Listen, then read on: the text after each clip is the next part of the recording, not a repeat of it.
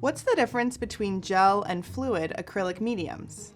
Acrylic mediums are essentially paint without color, and without color, viscosity and flow become the focus. And that's where you find the difference between gel and fluid mediums. Unlike paste mediums, which are opaque and often stiffer than paint itself, gel and fluid mediums harmonize with the natural body and color of acrylics. Gels have similar viscosity to heavy and medium-bodied paint.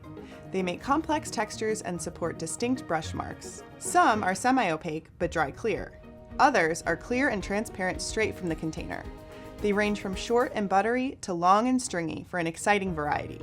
Fluid mediums move in the opposite direction. Products like gloss and matte medium thin colors without making them runny and improve brush movement.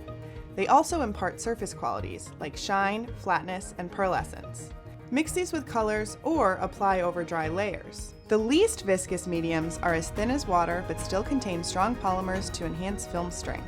These flow-enhancing mediums thin and liquefy colors, perfect for pouring and drip techniques. They reduce colors to correct consistency for dip pens and airbrushing, and sink into supports to stain and seal. In painting, color rules, but texture enhances color.